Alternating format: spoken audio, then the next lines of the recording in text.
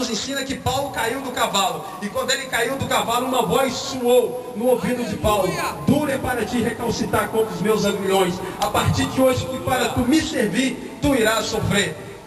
O nosso Jesus falou isso com Paulo. O sofrimento está estampado na Bíblia Sagrada. Se você pegar o Antigo Testamento, o Novo Testamento, e você torcer as páginas deles, vão sangrar. Porque aqui o sofrimento está estampado na Bíblia Sagrada. E aí Paulo foi para uma casa, Paulo ficou cego, porque aquela luz era muito forte. Foi o encontro real que ele teve com Jesus.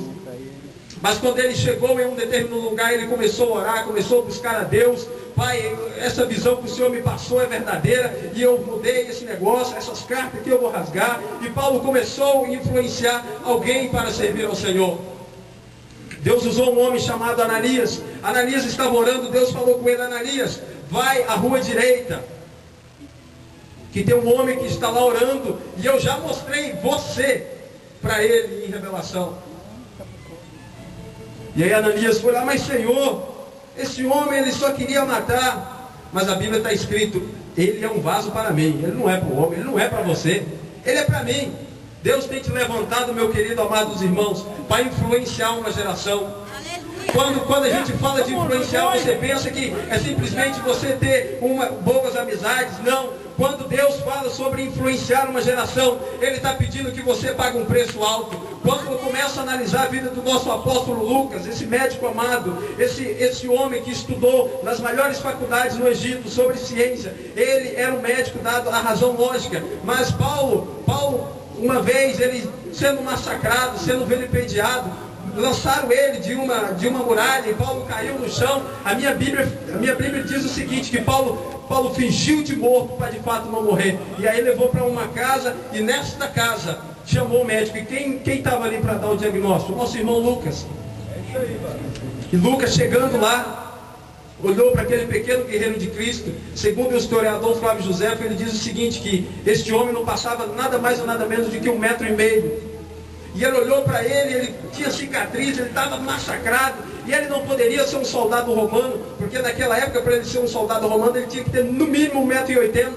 E aí Deus trabalhou assim no coração de Lucas, e Lucas foi influenciado por Paulo dessa forma. E quando eu começo a ver que Lucas começou a empreender viagens com Paulo, e Paulo foi a uma cidade chamada Troade, e chegando lá, Paulo começou a pregar um sermão, e o sermão de Paulo foi tão longo, foi até a meia-noite, e Paulo começou a pregar, e tinha um jovem que estava no 3º piso, ele estava em cima de uma janela. A pessoa que está em cima de uma janela, ele está prestes a cair ou para dentro ou para o lado de fora, não sabe se está na igreja, não sabe se está no mundo. E eu tenho uma palavra de Deus para você, jovem, nesta noite. Deus te levantou para você influenciar uma geração. Deus não te chamou para você ficar em cima do muro e dividido, não. Deus te chamou para você marcar a diferença. E eu que estava lá em cima, ele começou a dormir, porque naquela época não tinha luz como nós temos hoje. Naquela época era vela, e aquela fumaça começou a subir. Aquela fumaça topando as narinas de Eutico e deu sono nele. Por quê? Porque Paulo pregava uma mensagem de ensinamento. Paulo tinha ido lá para instruir aqueles discípulos, aquela geração ali, para servir ao Senhor. E Eutico começou a dormir, caiu, quebrou o pescoço e morreu. Mas só que a Bíblia não fala se ele caiu do lado de dentro ou se ele caiu do lado de fora. Mas a Bíblia relata que Eutico morreu. Alabassurria de cantarabás.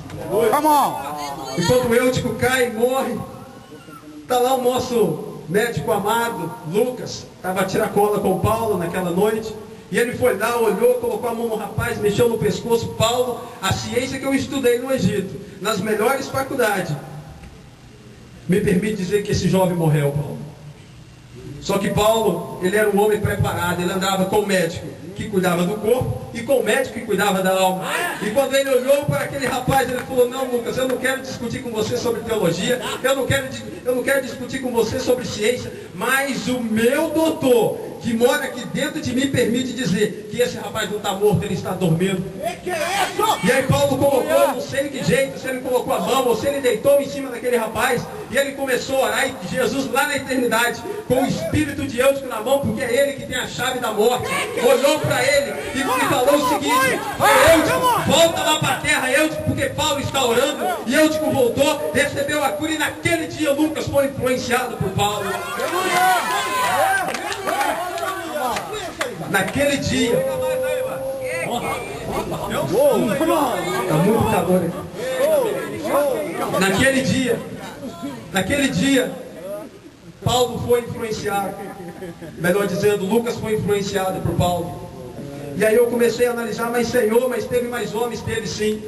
Em 835 a.C., um rapaz por volta de 17 para 18 anos, Deus falou com ele: vai na praça de Israel, toca alarido, bate palma, faz barulho para o povo ouvir. Pensa que você é louco, mas eu vou te fazer uma das melhores promessas da Bíblia Sagrada. É uma das mais lindas, é uma das mais belas. Muitos pensam que ela se cumpriu em Atos 2, mas não. Ela tem para nós ainda, porque nós fazemos parte do tronco genealógico de Abraão. Se nós fazemos parte do tronco genealógico de Abraão, as mesmas promessas de Deus na vida de Abraão é para nós também. E aí aquele jovem, ele tinha 17 para 18 anos, assim o historiador nos indica, que ele pegou, tocou no peito e falou: fala, pai, que o teu servo ouve. E ele trouxe aquelas profecias mais lindas: eis que nos últimos dias derramarei do meu espírito sobre toda a carne, vossos filhos e vossas filhas profetizarão, e coisas mais lindas e coisas mais profundas. E ele conseguiu influenciar aquela geração. Agora hoje, quando eu começo a ver alguns jovens paralisados, alguns jovens parados no tempo, olhando para as coisas passageiras, e eu preciso te dizer, eu preciso te salientar: jovem, acorda, Jesus Cristo está voltando, e se ele voltar te pegar você na janela, e você cair do lado de fora, essa vida sua aqui é passageira. Deus está cobrando algo de você, e você, o que você tem para oferecer para ele? Aleluia! Um dos exemplos mais lindos é quando eu consigo ver Jesus naquela cruz, pregado. Ele apanhou com um chicote que se chama Eusarrag. Aquele chicote, 12 pontas. Nas pontas daquele chicote tinha osso de carneiro e ponta de ferro. Ele levou uma quarentena menos uma. Imagina cada chicotada. Uns falam, alguns historiadores, Jeremias diz que parte do seu pulmão dava para ser visto. Você que é bom de matemática, soma aí 12 vezes 39. O corpo do nosso Jesus estava arrebentado, Jesus estava em sofrimento, Jesus estava ali naquela cruz, ele estava sem força nenhuma. E tinha dois bandidos que estavam um do seu lado direito, um do seu lado esquerdo. Um se chamava Gesmo, o outro se chamava Dimas. E um daqueles olhou para cima daquela cruz, estava escrito Rei do Judeu. Falou: você não é Rei do Judeu? Salva a ti, salva a nós. Aí o outro: rapaz, nós estamos aqui porque nós merecemos. Nós roubamos, nós matamos. Agora este homem não. Este homem, eu vi ele cuspindo no chão, colocando no olho de um cego, ele voltando a enxergar. Eu vi este homem em uma montanha, trazendo alimentação para muita gente, apenas com 5 pães e 2 peixinhos. E aí ele olhou para a cruz e viu lá, estava lá rei. Imagino eu, pensando eu, conjectura minha. Falou: rei, se ele é rei, ele tem uma morada, ele tem um palácio. Rei, quando você entrar no seu palácio, lembra de mim. Mas não lembra do meu passado, não. O meu passado é muito podre. Eu usava droga, eu roubava para comer, eu matava, eu pegava pessoas de menores, fazia coisa errada. Lembra de mim do meu futuro, Deus. E naquele dia, época de sofrimento, é época de influenciar pessoas. Jesus ali naquela cruz, ele conseguiu influenciar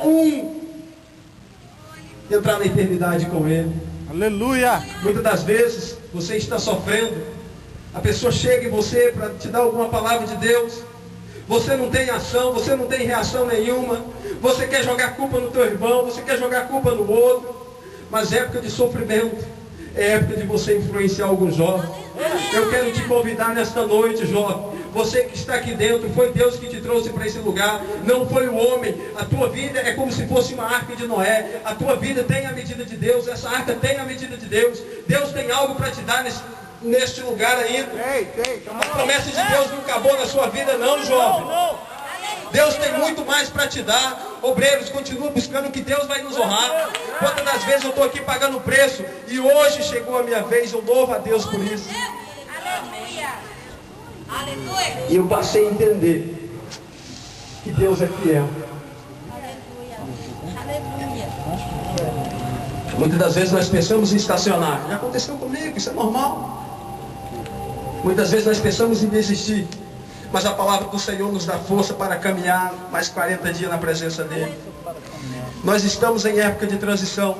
Época de transição, irmãos, Se vocês querem saber melhor, época de transição é a época que os maiores homens de Deus buscaram mais a Deus. Época de transição é a época de você ouvir a voz de Deus. É época de você estar ligado, você e o Pai. Época de transição é época de você ver o céu, não é pro lado de fora não. Não é assim não. Época de transição é época de você ver o céu pro lado de dentro. Época de transição é época de você ouvir a voz do seu líder. Porque a multidão lá fora vai te criticar. A multidão lá fora vai criticar o seu líder. Mas é época de você prostrar diante de Deus e falar: Deus, eu estou contigo e não te deixo. Estou contigo e não te largo. Daqui ninguém me tira. É daqui para o céu e acabou. Deus! Só que muita da